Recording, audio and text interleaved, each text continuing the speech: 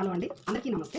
సునంద ఛానల్కు స్వాగతం అండి. ఈరోజు మన వీడియోలో పన్నీర్ కర్రీ అండి, మసాలా పన్నీర్ కర్రీ. ఇది నేను ఇంట్లోనే పన్నీర్ తయారు చేశానండి. అర్ధ లీటర్ పాలకు నాకు ఇంతైతే వచ్చిందండి, చాలా చక్కగా వచ్చింది. కాబట్టి ఈరోజు ఇది ప్రిపేర్ చేస్తున్నాను. ఈ వీడియో చూసే వాళ్ళకి చాలా థ్యాంక్స్ అండి. ఈ వీడియో చూసే వాళ్ళకి కొత్తగా ఎవరైనా చూస్తుంటే నా ఛానల్ను సబ్స్క్రైబ్ చేసుకోండి. నచ్చితే లైక్ చేయండి, షేర్ చేయండి, మీకేమనిపిస్తుంది కామెంట్ చేయండి. మనకైతే ఇంత పన్నీర్ అయితే నాకైతే కప్పు వచ్చిందండి. ఈ పన్నీర్తో మనం ఇప్పుడు ఎలా ప్రిపేర్ చేసుకోవాలో నెక్స్ట్ ప్రాసెస్లోకి వెళ్ళిపోదామండి. లేట్ చేయకుండా ప్యాన్ పెట్టుకున్నాము. కొంచెం నెయ్యి,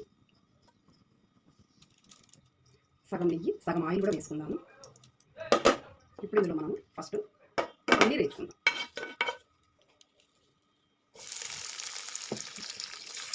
లైట్గా సన్నని మంట మీద, ఎక్కువ అవసరం లేదు, లైట్గా వేపాలి. ఎక్కువ వేసినా కూడా మసాలా ఏంటంటే పన్నీర్ అబ్జర్వ్ చేయదు, కాబట్టి లైట్గా వేసుకుందాం. ఇలా లైట్గానే చాలండి. ఎక్కువ వేపిన పన్నీరు చిగురైపోతుంది. వేరే బౌల్లోకి తీసేసుకుందాము. మళ్ళీ అదే ప్యాన్లో కొంచెం ఆయిల్ వేసుకొని జీడిపప్పులు వేపుకుందాము.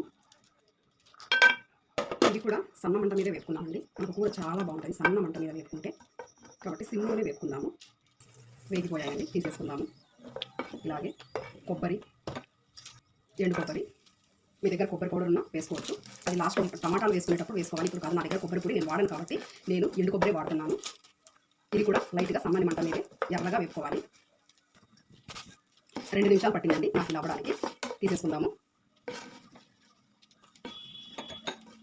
నెక్స్ట్ పుచ్చగింజలు, ఇవి కొంచెం జాగ్రత్తగా వేసుకోవాలి. చిటపట అన్నప్పుడు మన ఫేస్ మీద కొంచెం పడే ఛాన్సెస్ ఉంటుంది, కాబట్టి స్టవ్ ఆపేయండి. వేయగానే ఈ తొందరగా వేగిపోతాయి.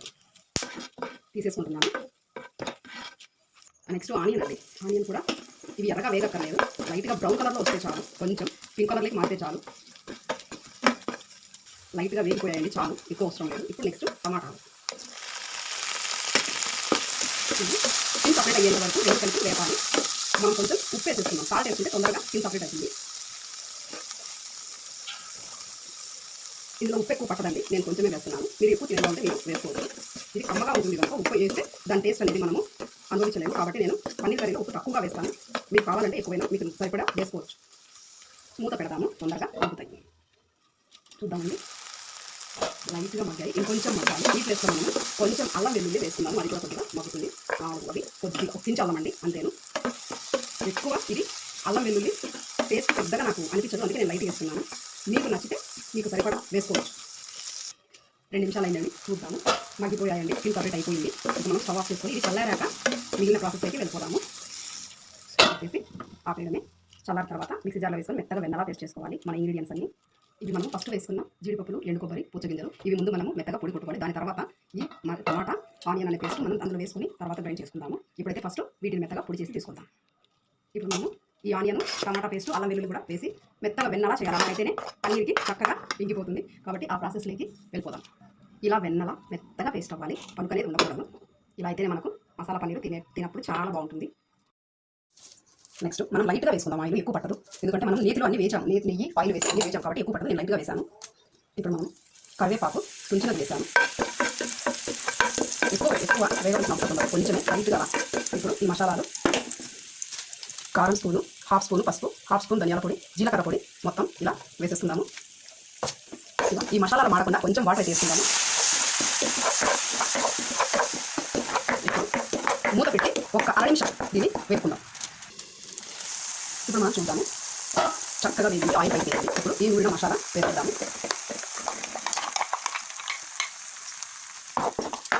బాగా కలిపి టమాటా, ఆనియన్, ప్యాన్ కడిగిన నీళ్ళు, ఎందుకంటే ఇందులో నెయ్యి ఫ్లేవరు, టమాటా ఫ్లేవరు, ఆనియన్ ఫ్లేవరు మొత్తం ఉంటుంది కాబట్టి నేను ఆ నీళ్ళు వేస్ట్ చేయలేదు. మీరు హ్యాపీగా వద్దు అనుకుంటే పడేయచ్చు. నేనైతే కొంచెం టేస్ట్ బాగుంటుంది అవే కలిపాను. ఇవి మసాలా కడిగిన నీళ్ళు.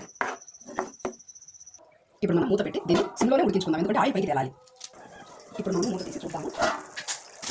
ఇప్పుడు మనం పన్నీర్ వేసేసుకుందాం.